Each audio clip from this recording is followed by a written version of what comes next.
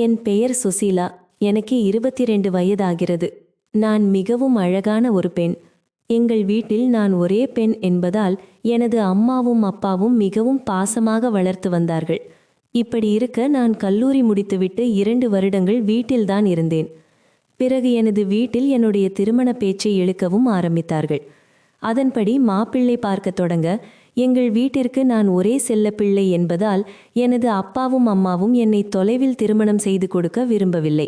ஏதாவது பக்கத்து ஊரில் மாப்பிள்ளை இருந்தால் பார்த்து நம் மகளை திருமணம் செய்து கொடுக்க வேண்டும் என முடிவு செய்தனர். இப்படி இருக்க என் ஊருக்கு மிக அருகிலுள்ள பக்கத்து ஊரில் சுகுமார் என்ற ஒரு மாப்பிள்ளை இருந்தார். அவர் ஒரு தனியார் கம்பெனியில் வேலை செய்கிறார் என என் அப்பாவுடைய நண்பர் ஒருவர் கூறவே எனது வீட்டிலும் அவரை போய் மாப்பிள்ளை பார்க்க மாப்பிள்ளையே எனது அப்பாவிற்கும் அம்மாவிற்கும் மிகவும் பிடித்து போனது. அதன்படி எங்களுக்கு திருமணமும் பெரியோர்களால் நிச்சயிக்கப்பட்டு பிறகு சில நாட்களிலேயே திருமணமும் முடிந்தது. இப்படி இருக்க நானும் என் கணவனும் மிகவும் சந்தோஷமாக வாழ்ந்து வந்தோம். அவரும் என்னை மிகவும் பாசமாகவும் பார்த்து கொண்டார். எங்களுக்கு வாழ்க்கையில் எந்த சிரமமும் இல்லாமல் சந்தோஷமாய் போய்கொண்டிருந்தது. நாங்கள் திருமணம் செய்து 3 வருடங்கள் ஆன நிலையில் எனக்கு ஒரு ஆண் குழந்தையும் ஒரு பெண் குழந்தையும் பிறந்தது. இப்படி சந்தோஷமாய் வாழ்ந்து கொண்டிருந்த எனது வாழ்க்கையில் திடீரென இடி விழுந்தது போல என் வாழ்க்கையை மாற வேண்டிய சூழ்நிலை ஏற்பட்டது. ஏனென்றால் என் கணவனுக்கு திடீரென உடல்நிலை சரியில்லாமல் போனது. நாங்களும் நிறைய மருத்துவமனைக்கெல்லாம் சென்று மருத்துவம் பார்த்தும் அவருக்கு உடல்நிலை குணமாகவே இல்லை. எவ்வளவோ மாத்திரை மருந்துகளை அவர் சாப்பிட்டும் எந்த பயனும் இல்லை. இப்படி இருக்க நாங்கள் திருமணம் செய்து 7 வருடம் கழித்து என் கணவன் உடல்நிலை மிகவும் மோசமாகி இறந்து போனார். என் கணவன் இறந்ததும் எனக்கு என்ன செய்வது என்றே தெரியவில்லை. எனக்கு வீட்டிலுள்ள சொந்த பந்தங்கள் இருந்தும் நான் அனாதையாய் நின்றது போல இருந்தது. என் 2 குழந்தைகளும் அப்பா இல்லாமல் எவ்வளவு கஷ்டப்படும் என நினைக்கும்போது என் மனது நொறுங்கி போனது. இப்படி இருக்க கணவன் இல்லாததால் நம்முடைய குடும்பத்தை நாம் தான் பார்க்க வேண்டும் என்ற நிலை எனக்கு ஏற்பட்டது. அதனால் நான் வேலைக்கு செல்லவும் முடிவு செய்து பக்கத்தில் உள்ள ஒரு கடைக்கு வேலைக்கு செல்ல ஆரம்பித்தேன். இந்த சமுதாயத்தில் ஒரு பெண் விதவையாக இருந்தால் மற்ற ஆண்கள் எப்படியெல்லாம் பார்ப்பார்கள் என எல்லோருக்கும் தெரிந்த ஒரு விஷயம்தான். அதே நிலை எனக்கும் ஏற்பட்டது. ஆனாலும் நான் அதை கண்டு கொள்ளாமல் வேலைக்கு சென்று கொண்டே இருந்தேன். ஒரு கட்டத்திற்கு மேல் அந்த கடையின் முதலாளியே என்னிடம் தவறாக பேசவும் தவறாக நடந்து கொள்ளவும் ஆரம்பித்தார். அதனால் எனக்கு அங்கு வேலை பார்க்கவே பிடிக்காமல் போனது. என்ன செய்வது என்று தெரியாமல் யோசித்து கொண்டிருந்த நான், எனக்கு டைலர் வேலை தெரியும் என்பதால் நான் எனது ஊரிலேயே ஒரு டைலர் கடையை வைக்க முடிவு செய்தேன். அதே போல எனது ஊரிலேயே ஒரு டைலர் கடையையும் வைத்தேன். அது மிகுந்த வரவேற்பையும் பெற்றது. ஏனென்றால் எங்கள் ஊரில் நான் வைத்ததுதான் முதல் டைலர் கடை என்பதால். இப்படியே எனது கடைக்கு ஆட்கள் வர வர எனக்கு கீழ் 3 பேரை வேலைக்கும் வைத்தேன். அதன் மூலம் நன்றாக சம்பாதித்து என் குழந்தைகளை சந்தோஷமாகவும் பார்த்து கொண்டேன். இப்படி இருக்க எங்களது தெருவை சேர்ந்த விக்ரம் என்ற 24 வயதுடைய ஒருவன் இருந்தான். அவன் பள்ளி படிப்பை முடித்துவிட்டு மேற்கொண்டு படிப்பு ஏறாத காரணத்தால் வேலைக்கு செல்ல ஆரம்பித்தான். வேலைக்கு சென்று அதில் வரும் சம்பளத்தை வீட்டிலும் கொடுப்பான். இப்படி இருக்க அவன் வேலைக்கு போகும்போதும் வரும்போதும் அந்த டைலர் கடையில் உள்ள சுசீலாமை பார்த்து கொண்டே செல்வான். சுசீலா பார்ப்பதற்கு மிகவும் அழகாக இருப்பதால் விக்ரமிற்கு சுசீலாவின் மேல் ஒரு ஆர்வம் இருந்தது. இப்படி இருக்க காலப்போக்கில் சுசீலாவிற்கும் இது தெரிய வந்தது. இப்படி இருக்க ஒரு நாள் சுசீலாவிடம் விக்ரமன் சென்று தனது அம்மாவிற்கு ஒரு சட்டை தைக்க வேண்டும், அதற்கு எவ்வளவு ஆகும் என கேட்பது போல அவளிடம் பேசி கொண்டிருந்தான். ஏற்கனவே விக்ரம் நம்முடன் பேச விரும்புகிறான் என நினைத்த சுசீலாவும் அவனுடன் பேசி பழக ஆரம்பித்தாள். இருவரும் தான் செல்போன் நம்பரையும் பகிர்ந்து கொண்டனர். இப்படி இருக்க இருவரும் மிகவும் பேசி பழகி நெருக்கமாக ஆரம்பித்தனர். சுசீலாவும் விக்ரமும் மிகவும் நெருக்கமாக இருப்பதை பார்த்த அக்கம் பக்கத்தில் உள்ளவர்கள் அவர்கள் மேல் சந்தேகப்பட ஆரம்பித்தனர். அது மட்டுமில்லாமல் எப்பொழுதுமே அவன் அந்த தையல் கடையிலேயே தன் நேரங்களை ஒதுக்க ஆரம்பித்தான். இவர்கள் இருவரும் ஒன்றாக இருப்பதால் அக்கம் பக்கத்தினர் சந்தேகப்பட்டாலும் சுசீலாவிற்கு 30 வயதாகவும் விக்ரமிற்கு 22 வயதாகவும் இருந்ததால் விக்ரம் மற்றும் சுசீலாவை அக்கா என்று அழைத்ததால் அக்கம் பக்கத்தில் உள்ளவர்கள் பெரிதாக இதை சந்தேகப்படவில்லை. அக்கம் பக்கத்தில் உள்ளவர்களைப் போல் இது விக்ரமின் அம்மாவிற்கும் தெரிய வந்தது. ஆனாலும் தன் மகன் யதார்த்தமாக பேசி பழகி வருகிறான் என அவரும் சாதாரணமாக விட்டுவிட்டார். ஆனால் இந்த தையல் கடையில் அவர்கள் இருவரும் காதலிப்பது போல பேசி பழக ஆரம்பித்தார்கள். ஒரு கட்டத்திற்கு மேல் இருவரும் ஒன்றாக வெளியே செல்வது, பல இடங்களில் ஒன்றாக ஊர் சுத்துவது என இருந்து வந்தார்கள். அவர்கள் இருவரும் நேரம் காலம் பார்க்காமல் கூட ஒன்றாக சுற்ற ஆரம்பித்தார்கள். அதனால் இவர்கள் செய்த செயலை பார்த்த நிறைய பேருக்கு இவர்கள் மேல் மேலும் சந்தேகம் வர ஆரம்பித்தது. இப்படி இருக்க இருவரும் ஒரு நாள் ஒன்றாக அமர்ந்து பேசிக் கொண்டிருந்தனர். அப்பொழுது சுசீலா விக்ரமிடம், நீ என்னை விட 8 வயது சிறிய பையனாக இருக்கிறாய், ஆனால் என் மனதில் உன்மேல் காதல் உள்ளது என சுசீலா விக்ரமிடம் கூற, விக்ரமும், நான் உன்னை அக்கா போன்று நினைக்கவில்லை, ஒரு காதலியாகத்தான் இத்தனை நாள் நினைத்திருந்தேன் என்று கூறினான். இப்படி இருக்க இருவரும் காதலிக்கவும் ஆரம்பித்தனர். பிறகு அவர்கள் இருவரும் ஒன்றாக கிடைக்கும் நேரமெல்லாம் தனிமையிலும் இருந்து வர ஆரம்பித்தார்கள். அதுபோல சில நாட்களில் தன் 2 குழந்தைகளையும் தூங்க வைத்துவிட்டு விக்ரமை வீட்டிற்கு அழைத்து அவனுடன் பேசுவது, தனிமையில் இருப்பது என காலத்தை போக்கி வந்தாள்.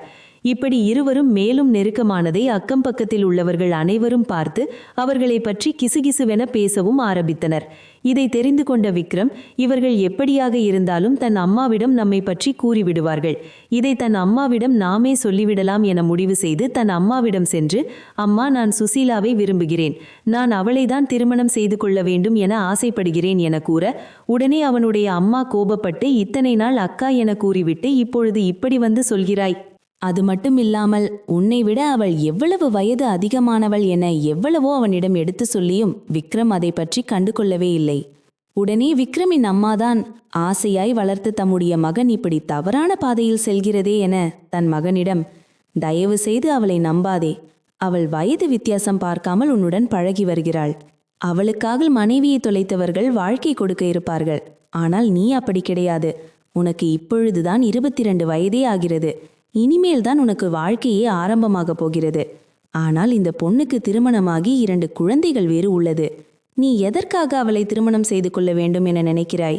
இதற்கு நான் ஒருபோதும் சம்மதிக்க மாட்டேன் என விக்ரமின் அம்மா கூற, ஆனால் தன் அம்மா அவனிடம் எவ்வளவோ சொல்லியும் அதை அவன் கேட்கவில்லை. தன் அம்மாவிடம், நீங்கள் எவ்வளவோ கூறினாலும் நான் நீங்கள் சொல்வதற்கு ஒத்துக்கொள்ள மாட்டேன், நான் அவளை மிகவும் மனப்பூர்வமாக காதலிக்கிறேன், அவள் எப்படி இருந்தாலும் எனக்கு பரவாயில்லை, ஆனால் இந்த ஜென்மத்தில் நான் அவளைதான் திருமணம் செய்து கொள்வேன் என கூறினான். இப்படி இருக்க விக்ரம் கோபப்பட்டு தன் காதலியான சுசீலா வீட்டிற்கு சென்று விட்டான். பிறகு சுசீலாவும் அவனை பேசி அவனை மயக்கி, நான் உன்னை திருமணம் செய்து கொள்ளலாம் என விரும்புகிறேன், இதற்கு உனக்கு சம்மதமா? ஏனென்றால் ஊர் மக்கள் எல்லோரும் என்னை தவறாக பேச ஆரம்பித்து விட்டார்கள், இதற்கு மேல் நாம் திருமணம் செய்து கொள்ளவில்லை என்றால் என் நிலை மோசமாகிவிடும் என கூறினாள். இதை கேட்ட விக்ரமும் தன் அம்மாவும் அப்பாவும் தன்னை பாசமாக வளர்த்தவர்களே என சிறிது நேரம் யோசித்த பிறகு சுசீலாவின் மேலுள்ள ஆசையால் அவளை திருமணம் செய்ய முடிவு செய்து ஒரு கோவிலில் இருவரும் சென்று திருமணமும் செய்து கொண்டனர். இப்படி இருக்க இது விக்ரமின் அப்பாவிற்கும் அம்மாவிற்கும் தெரிய வந்தது. தன் மகன் இத்தனை நாள் கஷ்டப்பட்டு பெற்று வளர்த்த தம்மை பற்றி நினைக்காமல் யாரோ ஒரு பெண்ணுக்காக நம்மை விட்டு சென்று விட்டானே என. இனிமேல் நீ இந்த வீட்டிற்கு வரக்கூடாது, உனக்கும் எங்களுக்கும் எந்த சம்பந்தமும் இல்லை என அந்த வீட்டை விட்டு வெளியே போக சொல்லிவிட்டார்கள். அவனும் தன் மனைவி சுசீலாவிற்காக வீட்டை விட்டு வெளியே வந்து சுசீலாவுடன் ஒன்றாக வாழ ஆரம்பித்தான். சுசீலாவின் 2 குழந்தைகளையும் அவன் தன் குழந்தைகள் போல பார்த்து கொண்டான். இப்படி இருக்க இருவரும் வேலைக்கு செல்லவும் ஆரம்பித்தார்கள். தான் ஆசையாய் வளர்த்த ஒரே மகன் தவறான பாதையில் சென்றாலும் தன் அம்மாவிற்கு அவன் மேல் உள்ள பாசம் மட்டும் குறையவில்லை. அவனை வீட்டில் ஏற்றுக்கொள்ளாவிட்டாலும் அவனிடம் தன் அம்மா அடிக்கடி கால் செய்து பேசி நலம் விசாரித்து கொண்டே இருப்பார். இப்படியே இருவரும் திருமணமாகி 1 வருடமான நிலையில் விக்ரமுடைய அம்மா எப்பொழுதும் அவனுக்கு கால் செய்வது போல ஒரு நாள் கால் செய்ய அவன் செல்போன் ஸ்விட்ச் ஆஃப் என வந்தது. சரி, தன் மகன் ஏதாவது வேலையாக இருப்பான் என அவரும் கண்டு கொள்ளாமல் விட்டுவிட்டார். பிறகு சில நாட்களான நிலையில் தன் மகனுக்கு பேச வேண்டும் என கால் செய்ய மீண்டும் ஸ்விட்ச் ஆஃப் என வந்தது. இப்படியே விக்ரமுக்கு அடிக்கடி கால் செய்து கொண்டே இருக்க அவனுடைய செல்போன் ஸ்விட்ச் ஆஃப் என வந்ததால் தன் மகன் எங்கே இருக்கிறான், ஏன் செல்போன் எடுக்கவில்லை என விக்ரமின் அம்மா யோசிக்க ஆரம்பித்தார். பிறகு விக்ரமை பற்றி சுசீலாவிற்கு கால் செய்து கேட்கவே அவளும் ஒழுங்கான பதிலை சொல்லாமல் ஏதேதோ சொல்லி மழுப்பிக் கொண்டிருந்தாள்.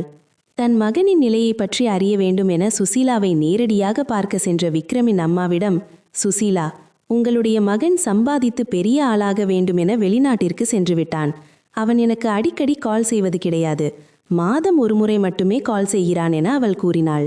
அவள் சொன்னதை கேட்டுக்கொண்டிருந்த விக்ரமின் அம்மா, தன் மகன் நம்மிடம் எங்கு சென்றாலும் சொல்லாமல் செல்ல மாட்டான், ஆனால் இப்பொழுது சுசீலா வெளிநாடு சென்று விட்டான் என்று கூறுகிறாள் என ஒரு சந்தேகம் ஏற்பட்டது. ஆனாலும் தன் மகன் ஒருவேளை மனைவி பேச்சை கேட்டுக்கொண்டு நம்மிடம் சொல்லாமல் சென்று விட்டானோ என அவர் யோசித்துவிட்டு கிளம்பிவிட்டார். இப்படி இருக்க அவன் வெளிநாடு செல்வதாக சொல்லிவிட்டு சென்று 2 வருடங்கள் ஆன நிலையில் 1 முறை கூட விக்ரம் தனது அம்மாவிடம் பேசவில்லை. இதனால் தன் மகனின் நிலை என்ன ஆனது என விக்ரமின் அம்மா யோசிக்க ஆரம்பித்தார். இப்படி இருக்க தன் மகனின் நிலையை பற்றி தெரிந்து கொள்ள வேண்டும் என முடிவு செய்த விக்ரமின் அம்மா சுசீலாவை நோட்டமிட ஆரம்பித்தார். அதுபோல அவள் வைத்திருக்கும் தையல் கடைக்கும் அவளது வீட்டிற்கும் யார் யார் வருவது போவது என பார்க்க ஆரம்பித்தார். அப்பொழுது சுசீலாவின் தையல் கடைக்கும் அவளது வீட்டிற்கும் 2 ஆண்கள் போவது வருவது என இருந்து வந்ததை அவர் கண்டுபிடித்தார். அதில் ஒருவன் விக்ரமுடன் வேலை பார்த்து கனகராஜ் என்பவன். இதை கண்ட விக்ரமின் அம்மாவிற்கு தன் மகனின் நிலை என்ன ஆனது என மேலும் பயம் ஏற்பட ஆரம்பித்தது. தன் மகனிடம் ஏற்கனவே சுசீலாவை பற்றி கூறியும் அவன் அவர் கூறியதை கேட்கவில்லை.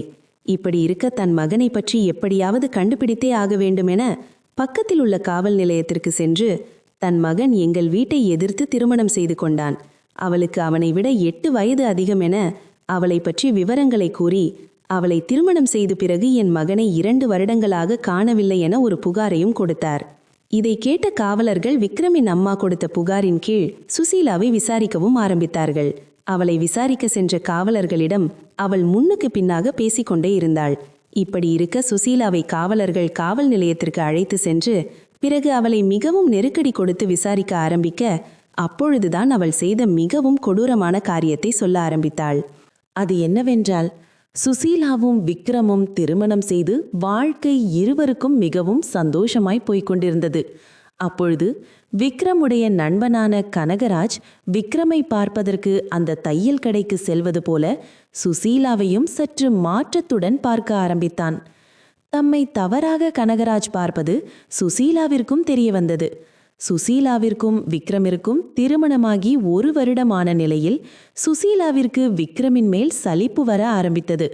கனகராஜன் அடிக்கடி தையல் கடைக்கு வருவது காலப்போக்கில் சுசீலாவிற்கு பிடித்து போனது. அவன் தன் கணவன் விக்ரமை பார்க்க வருவது போல தன்னைத்தான் பார்க்க வருகிறான் என அவளும் புரிந்து கொண்டாள். அதனால்தான் காதலித்து திருமணம் செய்து கொண்ட விக்ரம் மேல் உள்ள ஆசை படிப்படியாக கனகராஜ் பக்கம் மாற ஆரம்பித்தது. அதேபோல விக்ரம் வேலைக்கு சென்ற பிறகு கனகராஜ் சுசீலாவை பார்க்க வந்து விடுவான். சுசீலாவுடன் மணிக்கணக்கில் பேசுவது, அவளுடன் பழகுவது என கனகராஜ் இருந்து வந்தான். காலப்போக்கில் சுசீலாவும் கனகராஜனும் மிகவும் நெருங்கி பழக ஆரம்பித்தார்கள். ஒரு கட்டத்திற்கு மேல் அவர்கள் இருவரும் அந்த தையல் கடையிலேயே தனிமையிலும் இருந்து வந்தனர். இது அக்கம் பக்கத்தினருக்கும் தெரிய வந்தது. முதலில் விக்ரமனும் இதே போலத்தான் வந்தான்.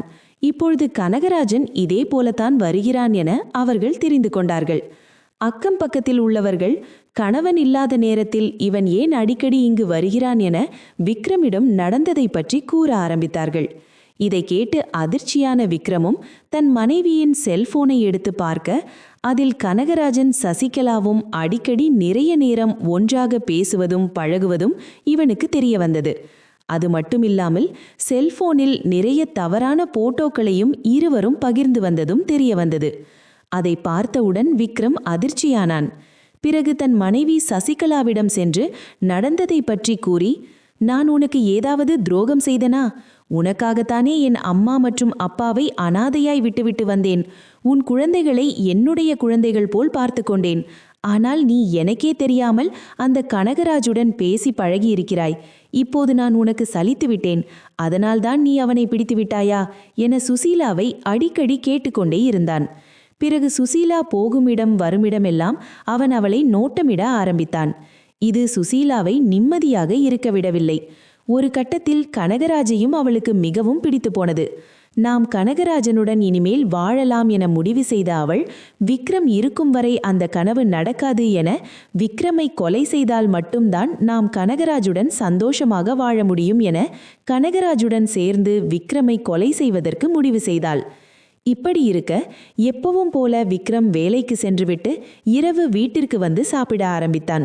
சுசீலாவும் அவனுக்கு சாப்பாடு கொடுப்பதற்காக உணவை சமையலறையில் இருந்து எடுத்து வந்து வைத்தாள். அதில் விக்ரமுக்கு மயக்க நிலைக்கு செல்ல வேண்டும் என நினைத்து அந்த சாப்பாட்டில் மயக்க மருந்தையும் கலந்து வைத்திருந்தாள். அது தெரியாமல் விக்ரமும் அதை சாப்பிட்டுவிட்டு சிறிது நேரத்தில் மயக்கமும் அடைந்தான்.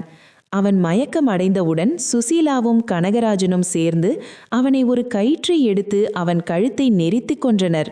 இப்படி இருக்க விக்ரமின் சடலத்தை எடுத்து வீட்டின் பின்பக்கம் உள்ள கொல்லையில் ஒரு குழியை தோண்டி இரவோடு இரவாக அவனை புதைத்து விட்டார்கள். அவனை கொன்று தன் வீட்டின் பின்பக்கமே புதைத்துவிட்டு எப்பொழுதும் போல அவள் ஒன்றும் தெரியாதது போல இருந்துவிட்டாள். இப்படி அவள் செய்த அனைத்தையும் காவல் நிலையத்தில் ஒன்றுவிடாமல் காவலரிடம் கூறினான். பிறகு காவலர்கள் சுசீலா மற்றும் கனகராஜை கைது செய்து சிறையில் அடைத்தனர்.